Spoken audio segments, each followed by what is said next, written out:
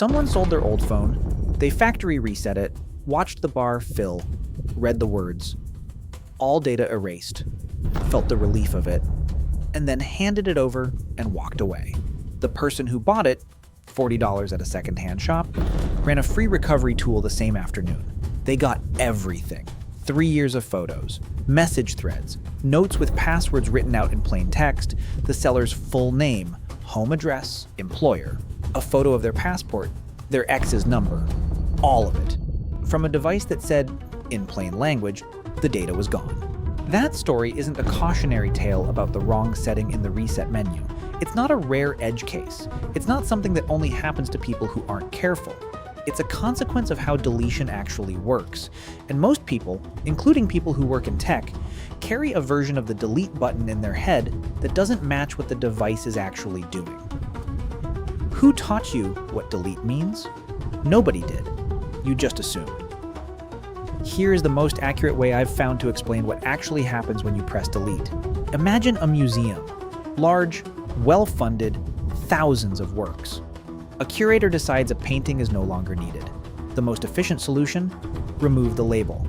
Take the small gold placard, title, artist, room number, and pull it off the wall. Done. From the museum's system, the painting no longer exists. It's not in the catalog, it doesn't appear on the map. Ask the front desk and they'll tell you it's been removed. But if you walk into the right room and look at the right wall, the painting is still there. That is what your operating system does when you delete a file. It doesn't erase the data. It removes the reference to the data. Every file system keeps a master index, an internal directory, that maps what's stored where. When you delete something, that entry is removed. The space is flagged as available for reuse. But until new data is actually written over that space, the original data is completely, fully intact. It's not gone. It's unlabeled. The technical name for this is voice logical deletion, as opposed to physical deletion. The pointer is removed. The underlying data stays exactly where it was. And this isn't a flaw. It's a deliberate performance trade-off. Physically overwriting data, byte by byte, takes meaningful time, especially for large files. Removing a pointer takes almost none. So the operating system does the fast thing. It marks the space as writable and moves on. The problem is nobody tells you that's the deal you accepted the first time you pressed delete. Here's where it gets more complicated, because even before you get to the storage science, the delete button often doesn't delete anything on the first device to begin with. Your phone takes a photo. It's stored locally and simultaneously synced to iCloud or Google Photos. So deleting it from your camera roll doesn't delete it from the cloud.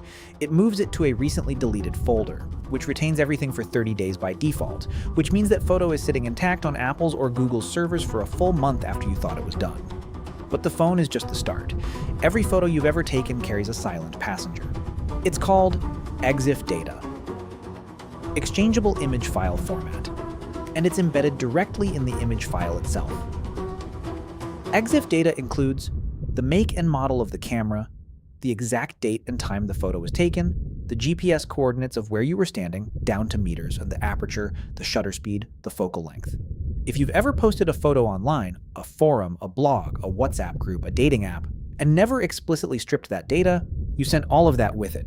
In 2012, a journalist posted a photo of themselves with John McAfee, the antivirus founder who was in hiding at the time and wanted for questioning.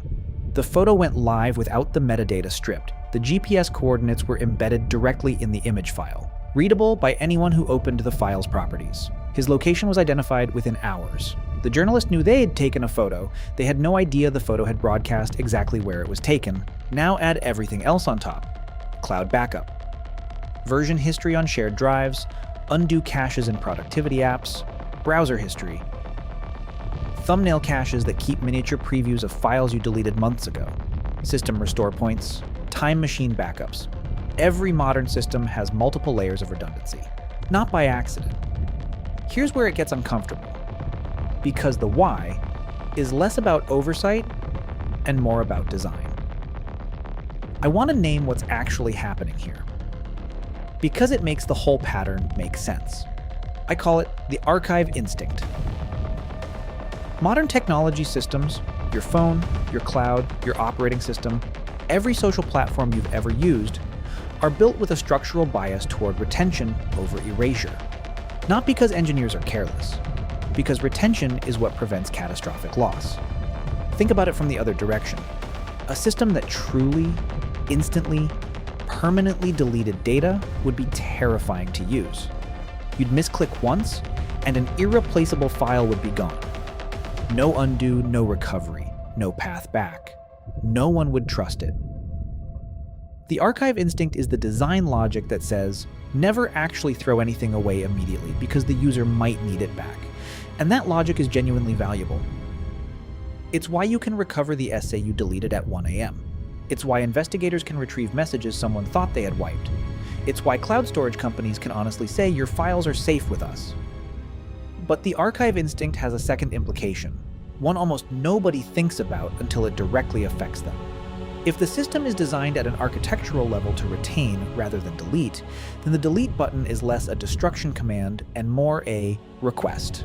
A request the system will honor partially, eventually, conditionally, depending on how many copies it's already made, where it stored them, and whether any of that space has been physically written over yet.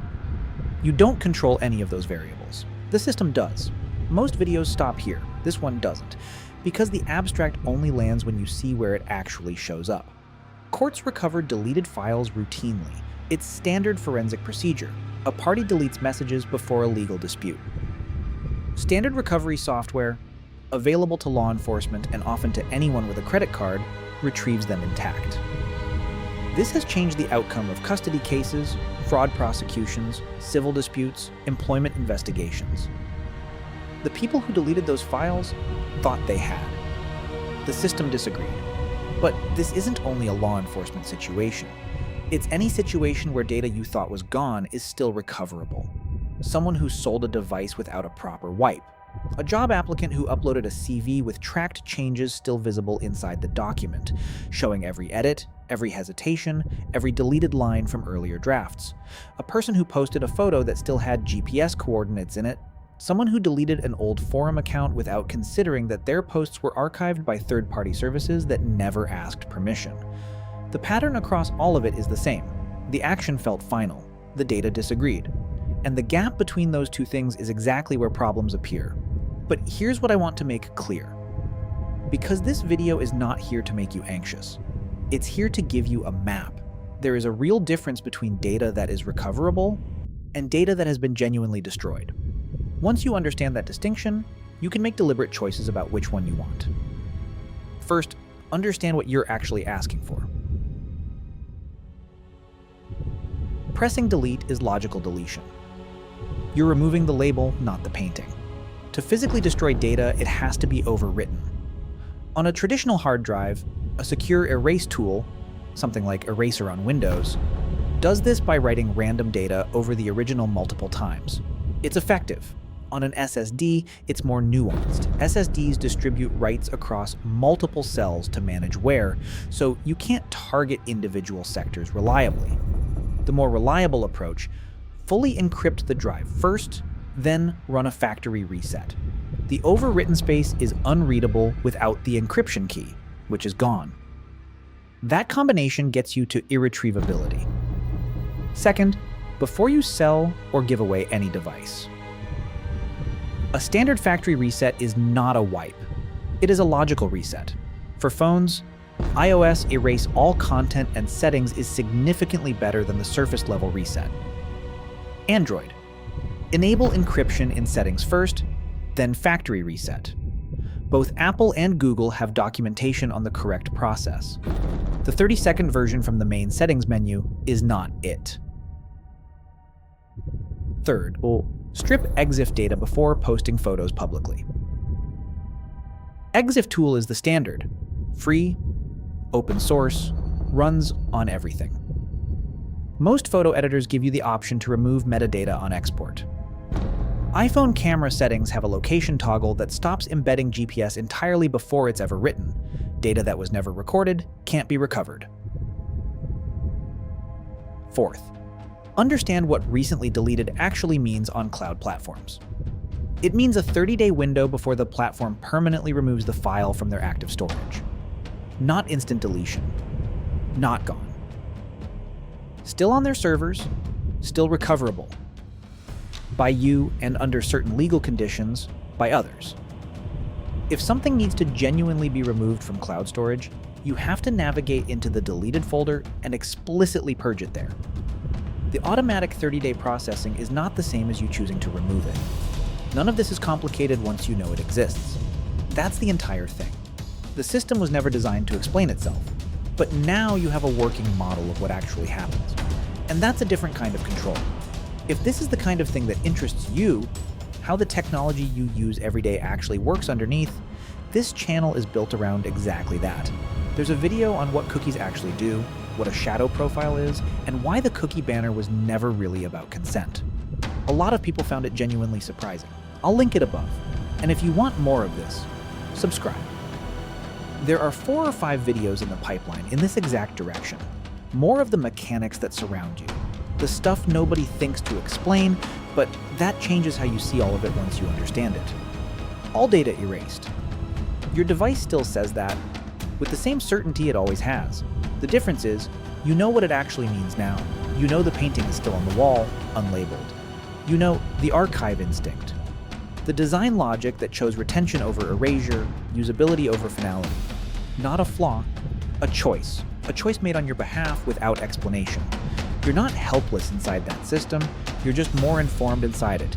And that's a different kind of control than the delete button ever gave you. Here's what I want to know. Has something you thought was deleted ever come back?